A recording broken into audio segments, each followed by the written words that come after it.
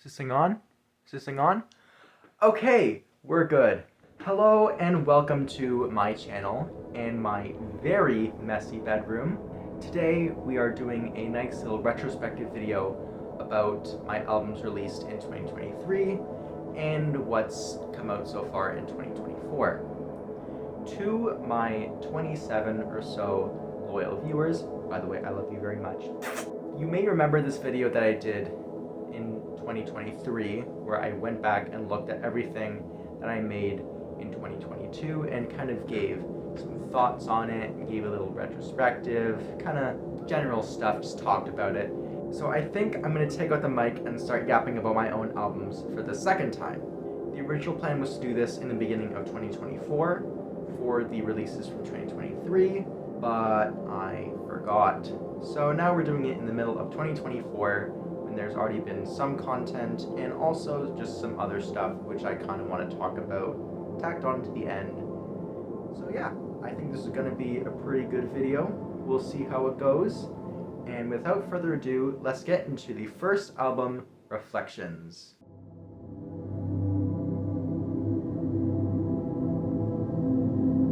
Reflections is a three-part ambient album based off of 2022's Barriers trilogy. The Barriers trilogy consists of three albums: Fiberglass and Flowers, Twilight and Thunderstorms, and In Serenity and Infernos. Each of the three parts of Reflections aims to focus on one of these Barriers albums and tries to emulate the sound and style of it. Each of the individual parts attempts to remain as faithful as possible to the original source material, which essentially means just the original samples and the original production techniques that were used to try and capture the authentic feel of those albums as accurately as possible. I'd say that Reflections Part 1 deviates the least from the original source material, but at least for the tracks that got used, I don't think this hurts it too much. I think that a lot of what got used is reflecting of, no pun intended, the better parts of Fiberglass and Flowers. For example, the first track, The World is Quiet, takes a lot of inspiration from the long and sprawling ambient soundscapes which dominated a lot of the album's runtime, specifically and most notably and prominently in the original parts of the album. I went over this in the previous video, so you can check that out for more information.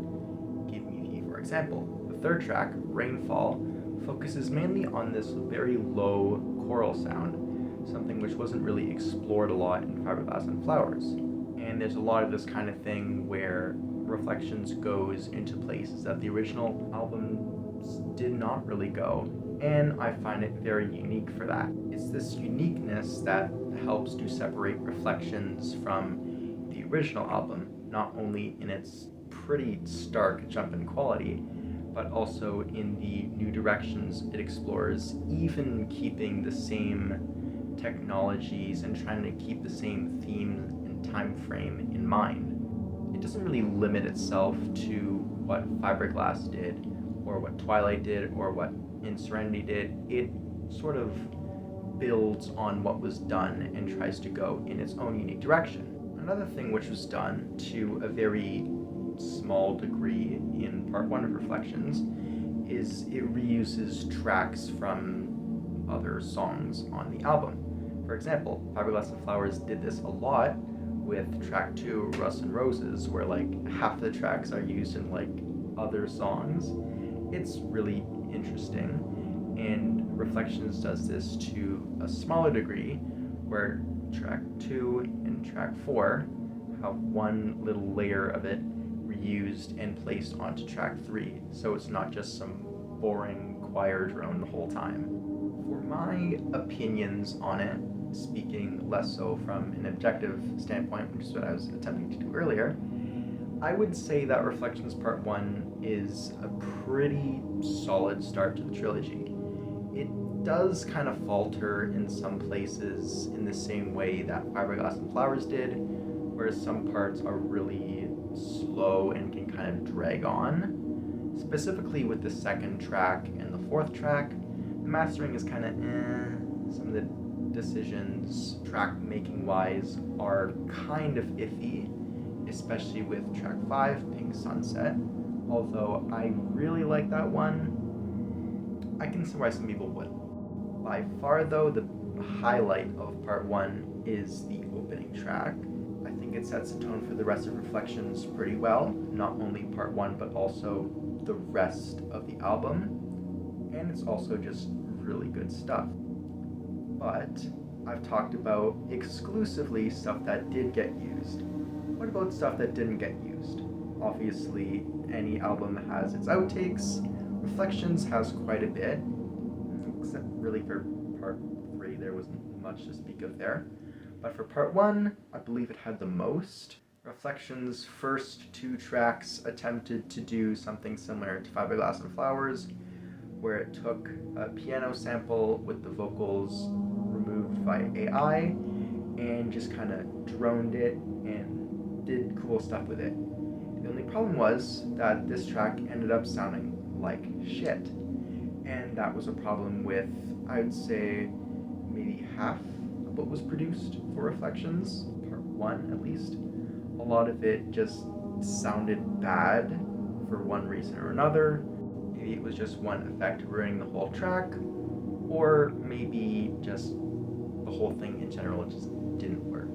There were a couple of more layered pieces made, like this one track where it had like this piano drone of some old recording of a piano medley, and it actually had the, I would say, source for Rainfall's choir. It's where the recording stemmed from, but obviously that was cut down and Rainfall is made into the much more brief track that it is now, and I think it really works.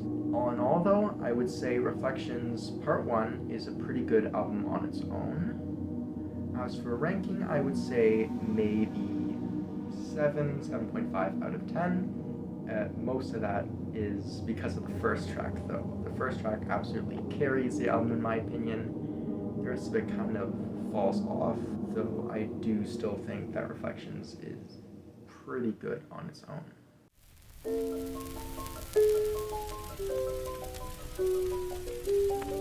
From one release heavily based off the 2022 story album to another, we go from Reflections Part 1 to April 9th, 2059. April 9th, 2059, 6:24 a.m., or just shortened to April 9th, 2059, is a single which is very loosely based off of the story of The Roar of a Distant Storm from 2022. The sound of this album is very chaotic and goes for a very experimental soundscape, very similar to what was seen in some of the 2022 albums and other albums seen later on in the discography.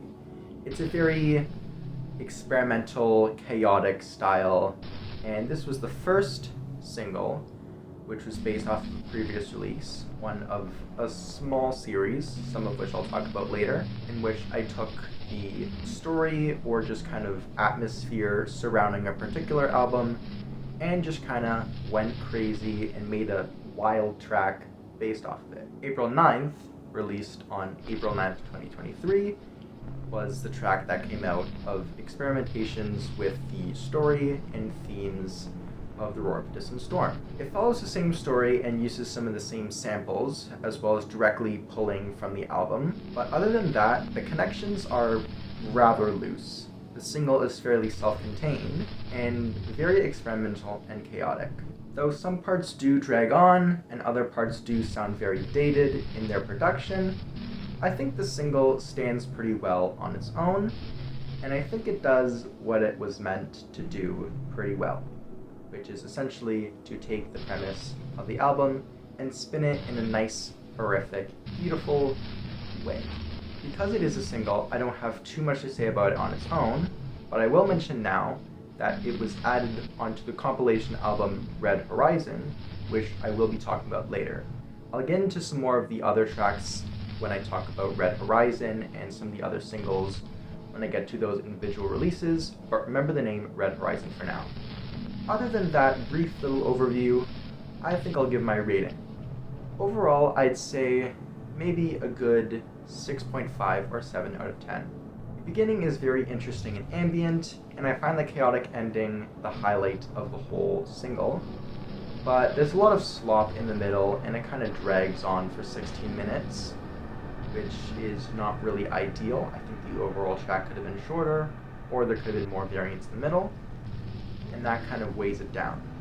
Otherwise, still a very nice opening to this little series I've had of these chaotic experimental tracks based off of previous releases.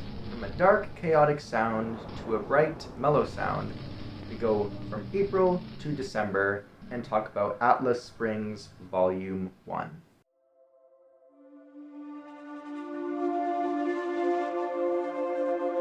Atlas Springs Volume 1 is a compilation of original compositions made for the album Where the Wind Blows Through You. All of these compositions were produced and recorded by Zachary Elledin and have been released on May 17th, 2023 for your listening pleasure. Atlas Springs is a compilation of works by Zachary Elledin, and it sets out to take a very technical approach and a chronological, almost archival stance on the production of Where the Wind Blows Through You. The album consists mainly of original recordings, which were later used in the album, most of which never saw the light of day, because some of them suck. But good, bad, or make your ears fall off terrible, all these recordings are displayed with some new additions in this compilation album. The new additions that are added to the pool of recordings and finished tracks that were made for the original are tied to the Bandcamp release. The Bandcamp release of the album was initially released on December 24th, 2022, but some changes were made in the days and weeks after it. And thus, this compilation album also includes these experiments, which were made to add on to the Bandcamp release and help to fully flesh it out. Most of the stuff I would mention has already been mentioned when I talked about Where the Wind Blows Through You in last year's video, which you can check out in the description. And even at that, there's nothing else I really have to say about it on its own, other than the fact that it's more so just there for my purposes, just as a sort of benchmark. I view it as this little collection of recordings which gives the onlooker, or the viewer, you, another glimpse or just another view into my work process and the process of the evolution of Where the Wind Blows Through You. I don't really think I'll give it a rating because it's a compilation album, and I think I won't give the other compilation albums, which I'll be talking about in this list, a rating because it is just reused content. So that's really all I have to say about Atlas Springs Volume 1. Going back to the singles, the next release to talk about is The Break of Dawn.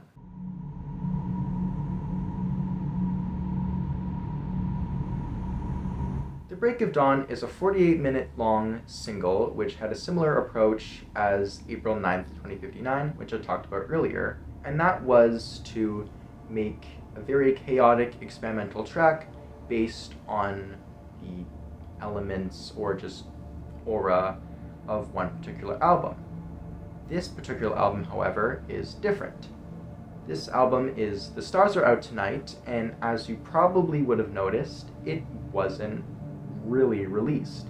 It's been in development hell for ages, more than 2 years since it was unofficially started, and this single's release was meant to mark the 1-year anniversary of its first track. This track was made all the way back on June 5th, 2022, and thus this single was completed on June 5th, 2023. It was worked on for over a week, which is a lot more than could have been said for the previous endeavor of April 9th, which was done all in one day, which is kind of apparent if you listen to April 9th. And thus, with more time, there was given more freedom and a bigger budget, I like to say. A budget of ideas. And so many ideas, in fact, that this entire track ended up being 48 minutes long, which was way longer than I expected.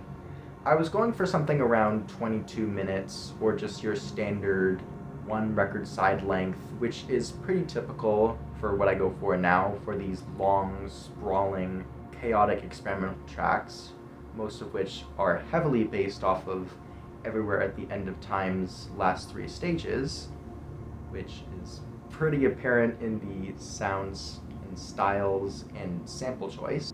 Unlike what April 9th did, The Break of Dawn does include a lot of unreleased content and gives a bit more of a look into the album's production by including a lot of unreleased tracks, which never would have seen the light of day otherwise, as well as making a very abstract and experimental composition. Looking back on this release, I think it does suffer from some of the same flaws that plagued April 9th, 2059, and that was the fact that some parts kind of slog on, and that some parts are kind of not the best mastering-wise. But overall, I would say the entire track is a very nice experience, especially the last 15 minutes or so, which make up the last segment of the single. This last segment contains some of the most experimental parts, and it's also where it delves into the most ambient territory, which kind of reveals what I'm most fond of in these tracks and albums. The ending is also referential, with the last chaotic bit referencing a track from Exercise in Ambience, with a nice piano interlude which you may recognize to be The End of Days. This piano song appears in an EP, which I will talk about later in this video, which is the End of Days EP, of course. I think overall this single is far more interesting than April 9th, and out of the other tracks in the series, it's probably my favorite, mostly because of the 5th segment and the way it approached the ambient, chaotic, in-between sound.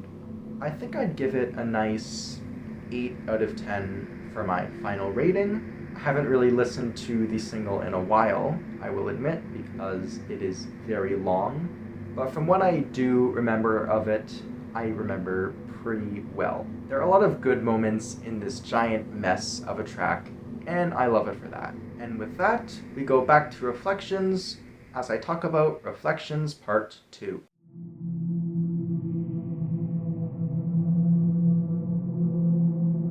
Reflections Part 2 is the second installment in Reflections. Reflections Part 2, also known as Reflections of Twilight, is pretty obviously based off of Twilight and Thunderstorms, the second and middle child of the Barriers album trilogy. Compared to Part 1, Part 2 has a much more varied production. Not only were there more complex tracks made for it, but some of the outtakes were actual completed, layered pieces rather than just one single piano drone or something very simple like that. Reflections of Twilight branched out into more complex territory, and I think that really helped the album to become more unique and stand out from Twilight and Thunderstorms. The main issue that I find with Reflections Part 2 is that the mastering is kind of iffy, didn't really age that well, and similarly to Part 1, some of the decisions made while making the tracks ended up hurting them in the end and made the final sound kind of iffy. If I had to describe Reflections Part 2 with one word, I would harshly say forgettable. I'm gonna be honest, I kind of forgot what most of Reflections Part 2 sounded like, except for a couple of iconic moments. And these iconic moments really make the album, in my opinion. The first that I wanted to talk about is the whole intro sequence, to track 1, Alpine Shore. It starts with this very low, ominous hum. It's kind of like hum sound. And I find that it really sets the tone for not only the rest of that track, but for the whole part album in general. I find it very interesting, and I really like the way that track kind of evolves into a very dark soundscape. The whole album kind of has a lot of ups and downs, darks and lights, and I really like that for Reflections Part 2. Not just it having darks and lights soundscape-wise, but it being literally in the middle of two albums. I find that gives it a very unique feel. The second part I wanted to talk about is track 5, Soaring. This track, while kind of empty on its own, I quite like. It was made as just a one track. It was made to have some other stuff with it, but whenever I tried to add some other stuff onto it, I find that it just worked the best on its own. So I decided to leave it on its own. And while leaving that whole recording on its own doesn't make for the most interesting track, I think it allows for the soundscape to sort of swell, if that makes sense.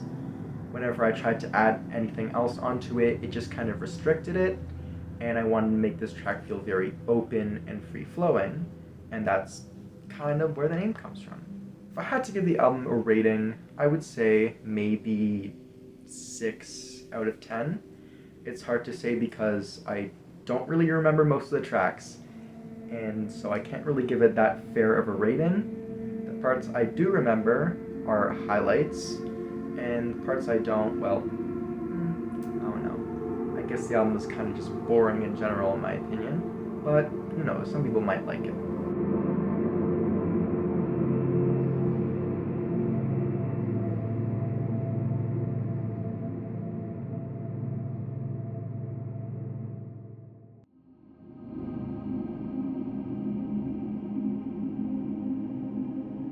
We now come to Reflections Part 3, also known as Reflections of Infernos, not Serenity.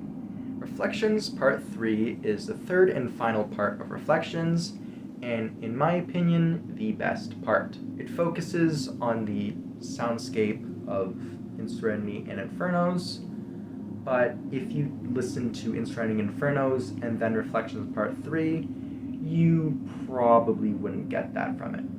Reflections Part 3 really comes into its own with creating a very unique soundscape, and that's in part due to it having a release tied with another album, Painting Stars on Crimson Breeze, another very experimental project. So the two sounds kind of bled into each other, and as well as this, In Serenity itself was a pretty experimental part of the various albums, so you pretty much have a very experimental album based on a very experimental album, so there's bound to be a lot of differences and uniqueness. I don't think this hurts Reflections Part 3 though. If I was ranking these albums purely on how faithful they were to the original, I wouldn't rank this one as high, but what it lacks in faithfulness to the original, it makes up in its soundscape. Reflections Part 3 has a lot of unique sounds, a lot of really nice ambience, and though a lot of the tracks are very long, like most of them are upwards of 7 minutes, if my memory serves me right, I still think it's a very good album. There's a lot of nice soundscapes, a lot of stuff that you can really get lost in. As well as stuff that you can get lost in, there's also stuff that's a bit more coherent and emotional. The first track, Penumbra, is the pinnacle of this. It is a very emotional track. It features these violins and this synth, and it's a very nice, beautiful, ascending track. And I think it's a great start to a great finish for Reflections. There's a lot of really good stuff on Reflections. The last track especially I find very interesting. It's essentially just a piano but with a bunch of effects overlaid onto it, and it does sound very weird, but I think it's the good kind of weird. That's pretty much how I would describe Reflections Part 3, the good kind of weird. If I had to give it a rating, I would say maybe 9 out of 10. Reflections Part 3 is very memorable compared to the first two parts, in my opinion, and it has a lot more going for it in terms of how unique the sound is, and it just being objectively better than the previous two installments. Part 1, due to there being less restrictions, and 2, YouTube being made with more experience, obviously. Of course it can be better. I would say Reflections kind of dipped in the middle, but it very much got better at the end. And that is Reflections. Reflections in general is a very interesting album. The project was very fun in hindsight. I enjoyed working on it, even though some parts of it were kind of rushed in hindsight. There are a lot of tracks that were made in close proximity to each other, and maybe that does kind of hurt the overall sound, but for part 3 at least, I would say it doesn't really hurt it, and I think that the album in general is very interesting. My final thoughts for Reflections are that the project was overall a very fun experience to make. It was also very fun to not only revisit the previous samples and previous methods of actually making the tracks. It's also really fun to get into that headspace again and try to recreate, or at least try to improve upon, the original sound of these albums. I found it very fun, and I found it pretty much gave me a better appreciation for some of these albums. Some of them were more complex than I thought, and part of making Reflections was me giving myself a better understanding of how these albums were made, which was a pretty fun experience, if I do say so. And from that, we move on to arguably the most iconic one, Seabreeze.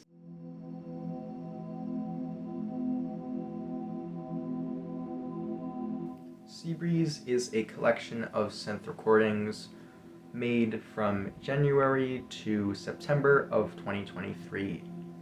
The album consists of 8 tracks, 2 of which are stripped versions of tracks that appear on other albums, and one of which was a track made for an April Fool's mix. In January of 2024, a new single was added, which was made to celebrate the anniversary of its first track and pretty much founding member, Untitled Theme. Now, I want to tell you a story about Untitled Theme. This was originally a submission made for a dark ambient experimental album about rabies, to put it in simple terms. I made it on a whim, just sat at my piano, just did my thing for 8 minutes with a synth, and out of the studio was birthed this beautiful synth track. And I just kind of sent it in as a final send-off, and it ended up getting used in the last track of that project, in one of the most iconic moments in that project. And that project ended up being pretty popular, so I kind of credit myself to some of the album's success, because I did end up making one of the most iconic tracks in the album. And from that success was birthed the rest of Seabreeze and just the rest of the synth music in general. During that time, I was already considering doing more stuff with synths, and Seabreeze just kind of was the jumping off point. Seabreeze was made in conjunction with Painted Skies, which I also talk about in this video. And though they were produced in conjunction, at first I had a very clear vision of the sort of differences between these two albums. Seabreeze was meant to be a much more free-flowing, improvised album of just synths, while Painted Skies was meant to incorporate a lot of natural soundscapes and to incorporate samples alongside the synths. And while this does happen in Painted Skies, it ended up not being much of a forefront, and it's only in 4 of the 8 tracks off the top of my head, maybe 5. But it's not really the focus of the album as much as it was originally. Seabreeze was always meant to be just synths though. Just synths on their own, something you can get lost in. And I think it's very good at what it sets out to do.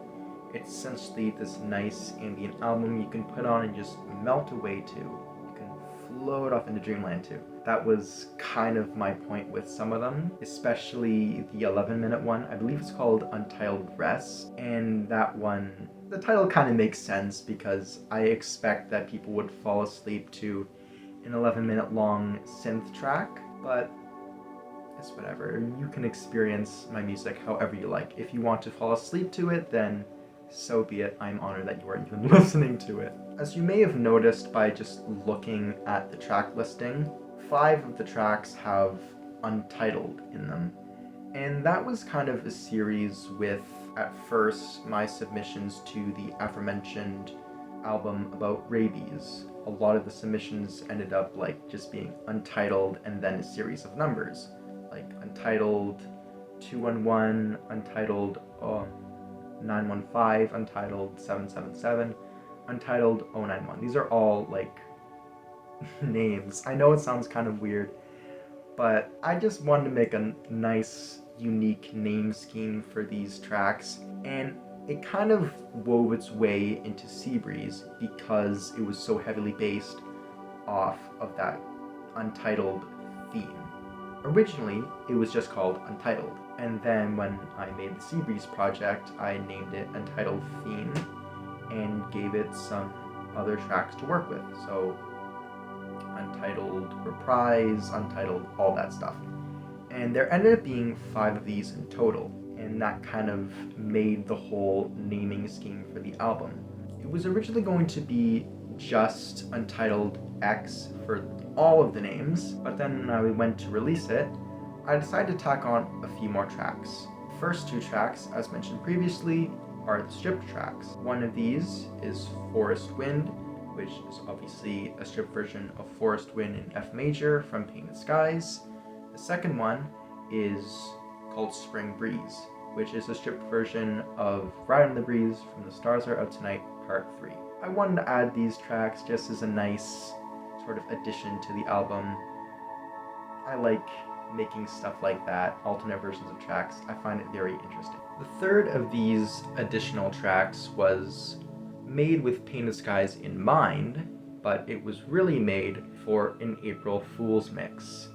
Basically, myself and a bunch of friends got together and just sent a bunch of stuff for this big April Fool's Day mix that we wanted to make. We were marketing it as like this, oh, we found this secret mix by the caretaker, and we were gonna like host it, but really it was just this April Fool's Day prank, and there was just a bunch of stupid shit in it. And then you have this interlude where it's just this synth part where it's just this beautiful synth, and there's just still some meme stuff playing over it, and then it just kind of mellows out, and then there's just some absolute shitpost sample that plays right after it's finished. I completely forget what it was, but I'll link that mix down in the description if I remember. But yeah, Myth Synthesis was originally made for an April Fool's Day mix, and I love all the little lore stuff about it. I believe I mentioned this earlier, but a single was made to celebrate the anniversary of the start of the album, aka the creation of the track Untitled Theme. This song, made in celebration, was called Untitled Anniversary and is only available on Bandcamp. It's not available on the wide streaming service releases. It's only on Bandcamp. So if you want to check it out, you can check it out. From one synth album to another, I go from Seabreeze to Painted Skies.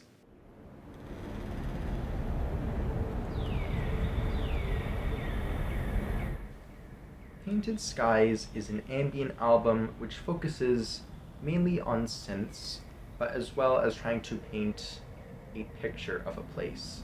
While Seabreeze focused mainly on the sound of the synth and getting lost in the synth, Painted Skies attempted to paint a picture of a time, or a place, or something a bit more tangible like that.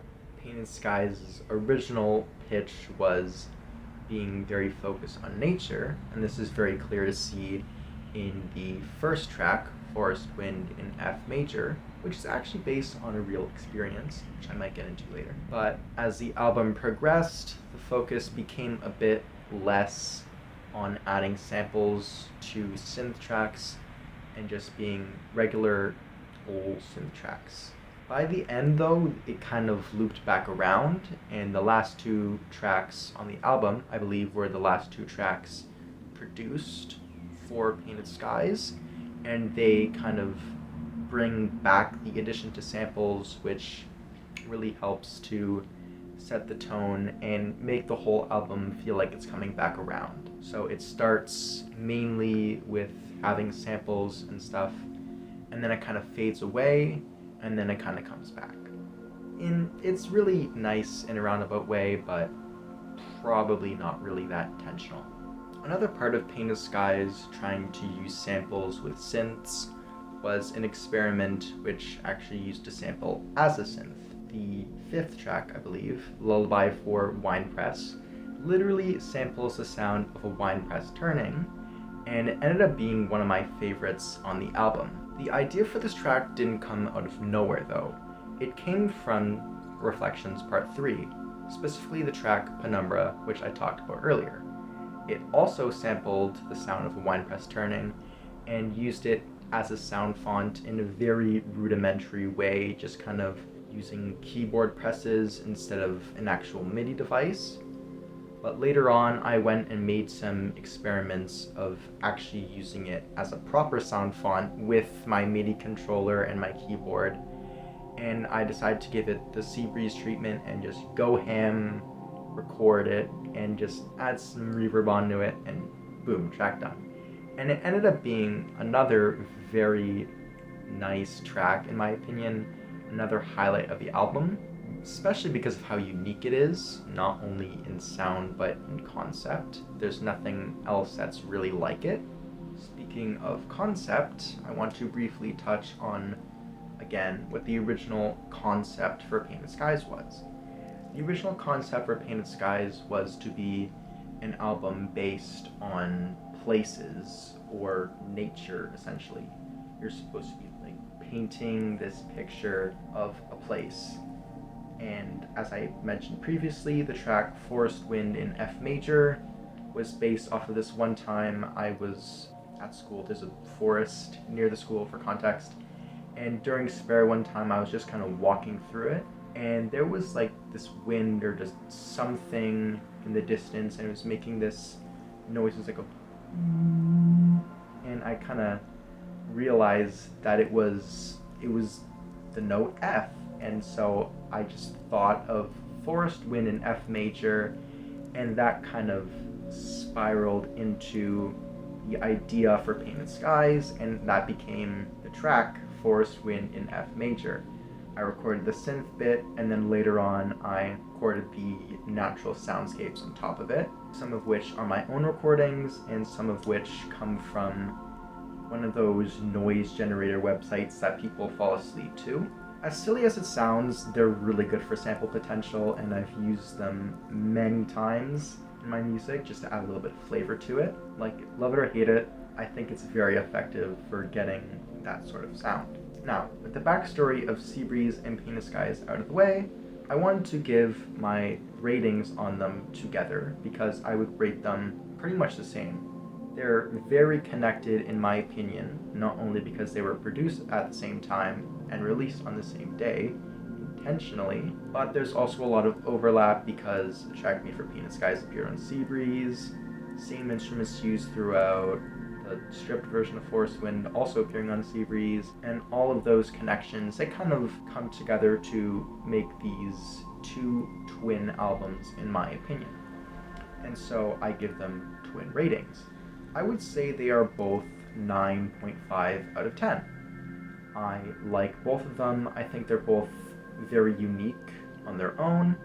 Obviously, when you look at them in comparison to other albums, especially each other, you realize that they have a lot of similarities, and that's partially why I rate them the same, and it kind of brings them down. And I will agree that some parts of the albums kind of slog on, but in my opinion, I think of these albums very highly, and that may be because of their use in a popular album about rabies or an April Fool's Day mix, or just their sentimental value.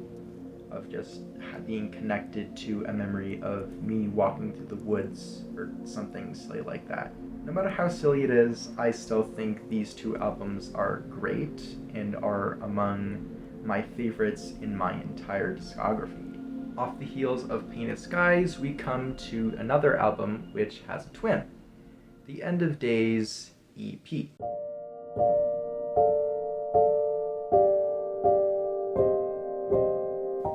If you already knew about it, or the EP in the name kind of gave it away, the End of Days EP is an EP which is named after a single, The End of Days. This single was released pretty much right after the Barriers trilogy concluded in 2022 as a nice little send-off, part 13 of Barriers. And that was that for a while. Then, in April of 2023, I recorded another version of the same melody, the same song, and used it in a song which appears on The Stars Are Out Tonight Part 3. That song is called The Fallen Angel. When I was getting stuff out onto streaming services from September to October, I decided to re-release The End of Days, but I wanted to include this other version, which isn't really seen in full. Yes, it's used in the song The Fallen Angel, but the beginning is cut off a bit, so it's not really the full song, and I wanted to give it a nice little release. It's not on any anniversary, I will admit, but I just wanted to release this nice little EP, which contains both versions of this song. Because it is an EP that consists of literally 2 tracks, I don't really have too much to say about it, other than that it's something very nice. It's a little treat, short and sweet, pretty much to the T. I like how both versions are pretty distinct, using 2 distinct instruments and such, and they're also both related to this guy back here. That is the Fallen Angel. To give a little bit of context, the Fallen Angel refers to the character which the first part of each Barriers album is about. Same thing with Mental Collapse, Nervous Breakdown, and The End of Days. They're all about this one character, the Fallen Angel. And that is an art piece which depicts him, which I made myself. It was my grade 12 art final, and I really like it. There's this one picture I have of it where I'm looking up at it, and I jokingly call it, the creator of a fallen angel looks up at his creator, looks up at his creation, because the name of the composition is A Fallen Angel Looks Up at His Creator. And he even signed it. I don't think you can see it, but it's probably reversed on camera, but this little BH. Those aren't my real initials, but I still signed it BH because I'm very brain rotten for my own creations. Anyhow, references aside, I would give the End of Days EP a solid 7 out of 10.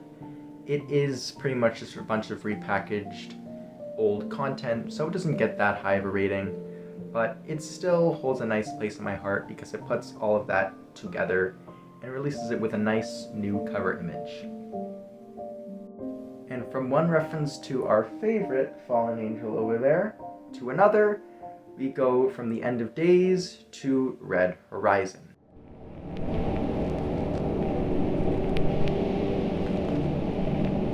Red Horizon is a compilation album which focuses primarily on featuring experimental, chaotic, and dark ambient works which I have created from roughly mid-2023 to mid-2024. This album features a couple of singles and albums which I have or will talk about in this video, those being April 9th, 2059, The Break of Dawn, and Starlight and Twilight, which is a 2-package deal which I will be talking about next. This compilation focuses on all of these tracks which are heavily based off of Everywhere at the End of Time's last 3 stages. I believe I mentioned this when I was talking about The Break of Dawn and the way its sound style is derived from that, and this compilation album features a lot more of that. A majority of the tracks that appear on this compilation album are sort of singles, you could say, which I produced and got my friends to look at. We kind of turned it into this game where we could try to deconstruct the other's abomination of audible mess. And I took a lot of pride in these tracks, and I'm pretty happy with the way most of them turned out, especially the last one, which doesn't have a title, which, yes, is a reference to Seabreeze. As for the other tracks on this album, of which there are very few, there are the two singles I mentioned previously, the EP or album or whatever you can call it, the duo, Starlight and Twilight, and a couple of other tracks which were produced around the same time as The Break of Dawn and kind of follow a similar format, which is just an experimental, dark, ambient, chaotic mess. As you may or may not have been able to gather from this video so far, I really like making that kind of thing, and I think it shows with this compilation album. It puts a lot of the best of my endeavors into this sort of thing, and that's part of the reason of why I wanted to include Starlight and Twilight with it, as well as all of these tracks from the Thread series, as I like to call it. Those are the 9 tracks. I'm not going to give out all the names. I'll just put a list on screen of all like the different categories, because there's a couple of categories. There's the singles, there's the Thread tracks, there's Starlight and Twilight, then there's just kind of the miscellaneous stuff, and that makes this compilation album an additional mess. It's not only an audio mess in a good way, it's also a mess of tracks in a good way and a bad way. The bad way is that it's not really sorted in any way, it's just kind of compilation of tracks which are kind of just thrown in there. But I think it's a good way because it puts it all into one place, so it's a bit more digestible. So if you're a freak of nature like me who likes to listen to chaotic noise wall music, then this might be the album for you. Other than that, I don't really have much else to say on this album, which I think I've said a lot throughout this video. Overall, I would say that the album is a 9 out of 10. I think that, again, I know I said this about the singles, but I'm going to say it again here too. Some parts do kind of slog on, especially if ambient and experimental music is not your thing, so I can kind of see where that would dock points. But I do really enjoy the way the album flows and how it kind of goes all over the place, but there's still a lot of central themes and soundscapes, most of which is owed to its very heavy inspirations and sometimes direct sampling of Everything in Time.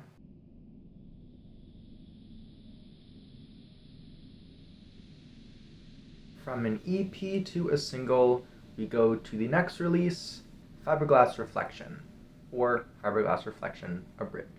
Fiberglass Reflection is a single which was made on the 2-year anniversary of the creation of the track Fiberglass and Flowers.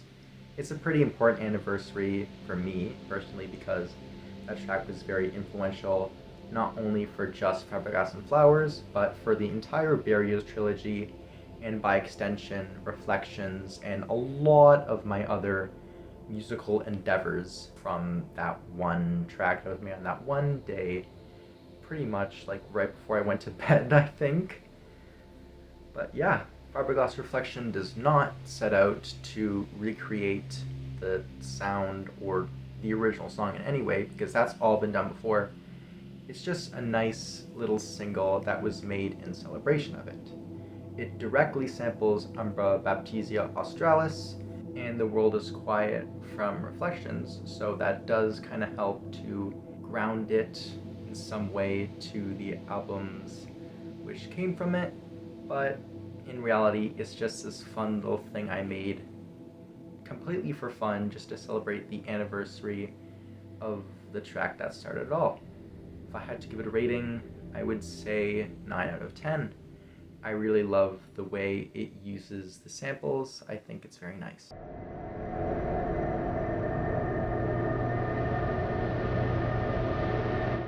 As mentioned previously, Starlight and Twilight is a duo of tracks which can be seen as either an album or an EP.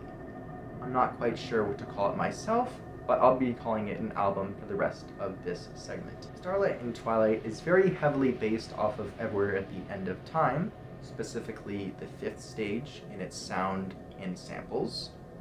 Sometimes it does directly sample the same things.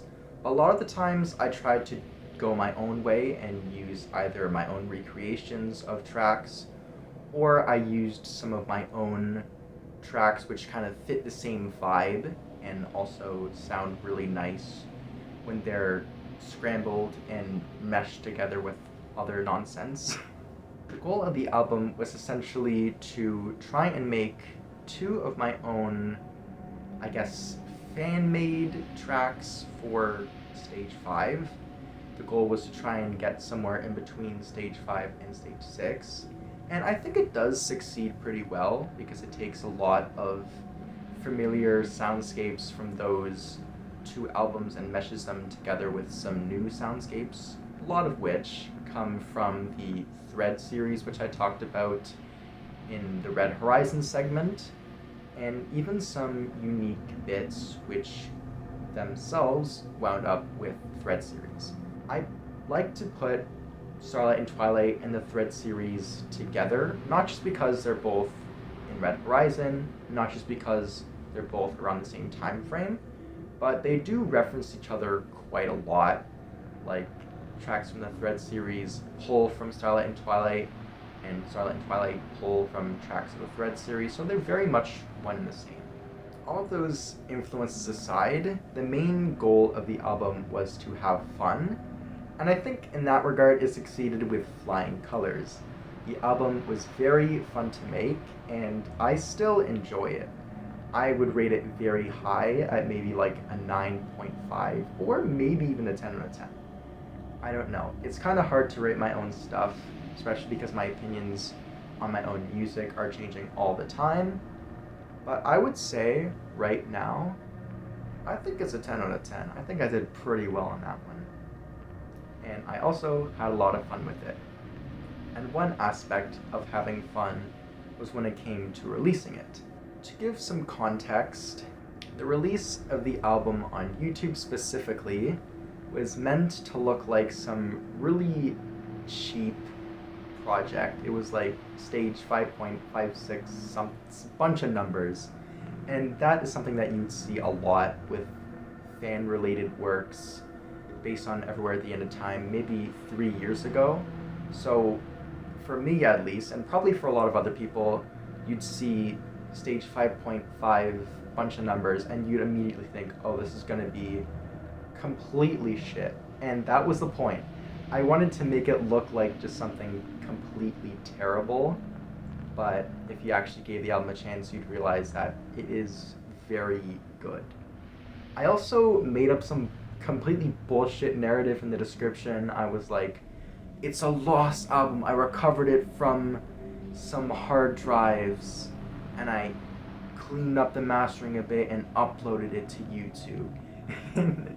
It's supposed to parody like those analog horror videos, series, all premise shit and creepypasta shit, where like it's like, oh, I found this at a garage sale. I found this in an old hard drive. Just something really silly and absurd like that, to the point where if you read the description, it'll either go like right over your head, or you'll realize that it's just completely bullshit. And otherwise, I think it allows you to enjoy the album, especially if you realize that it's bullshit, because you realize that you're getting pranked, and then you get kind of curious. You want to see what the album brings, and I think it brings a lot.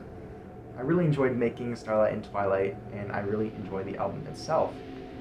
And I think it's really good, and a good place to be the last album talked about formally in this video.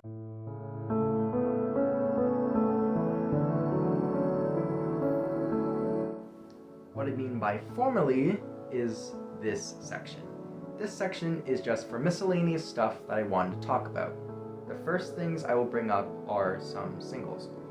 If you've been looking at my YouTube channel, you may have noticed that I popped a cover of C418's Wet Hands, very well known from the Minecraft soundtrack, and I just kind of put it there. And I've also been releasing some other little singles here and there. Untitled Anniversary I would classify as just one of these like little one-off singles. I already talked about that in the Seabreeze section. And also this other one, which I don't think I've uploaded yet. I really have to upload it. At least not by the time I'm recording this video, I haven't uploaded it. But it's called Medley of Stolen Songs, or Medley of Songs I Stole. And it's just a little piano medley of just a bunch of cover songs.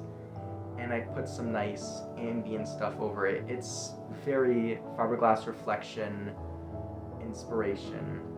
A lot of that kind of stuff is going on there.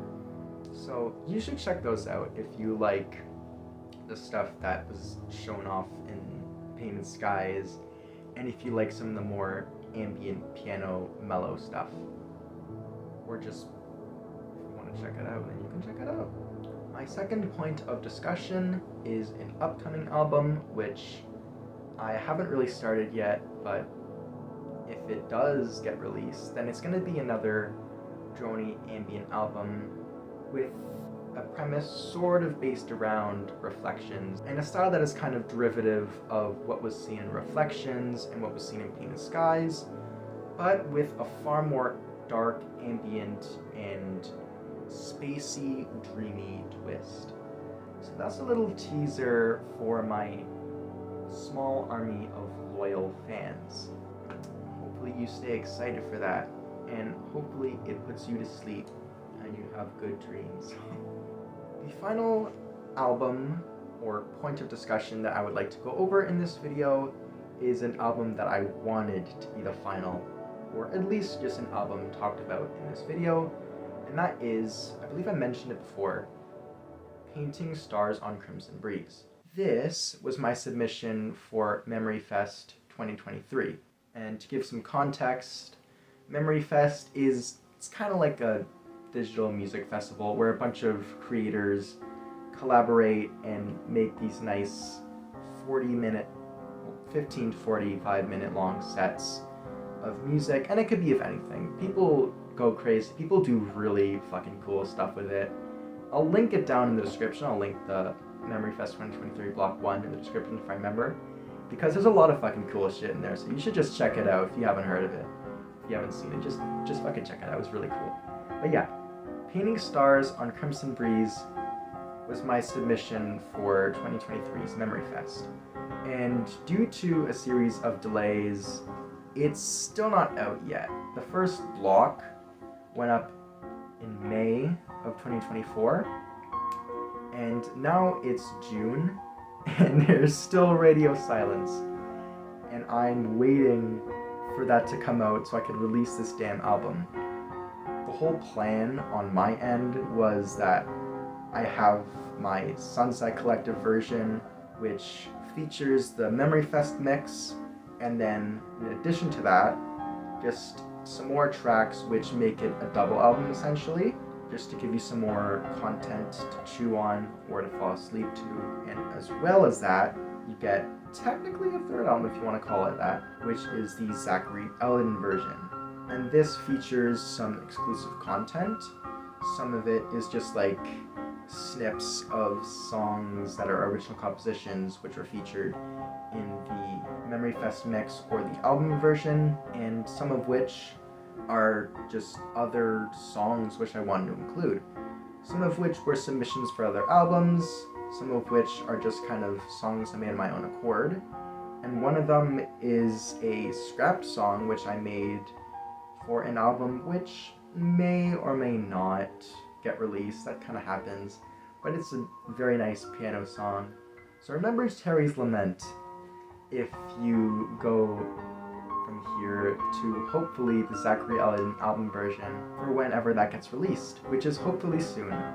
I really want to release that album because I've worked very, very hard on it, and I know a lot of other people have worked very, very hard on their Memory Fest submissions too, and I wanted to give, at the end of this video, a nice little shout out to all the people who've worked very diligently on the Memory Fest submissions, but not only that, but also with the thread tracks, not just my thread tracks, but also the thread tracks my friends have made. A lot of their stuff is really fucking cool. So I'm gonna link like as much channels as I can think of in the description of this video, so you can just go and check out some of the cool people who are my pals and who we just make these really fucking cool tracks together. And it's essentially like a mystery box game where someone makes a track and you just have to try and decode it. It's a whole fun thing. But yeah, I'll link all of this shit in the description. And to my pals watching this who have made or are making like thread tracks or Memory Fest submissions or a lot of fucking cool shit that you guys do, keep doing that cool shit. That shit's cool. That was a dumbass statement, but like, keep doing what you're doing, and I'm gonna keep doing what I'm doing. And don't let anybody tell you that your ambient music makes them snore, because that's just their opinion, and their opinion is invalid. Other than that, I've been recording for way too fucking long, over like 2 days or some shit.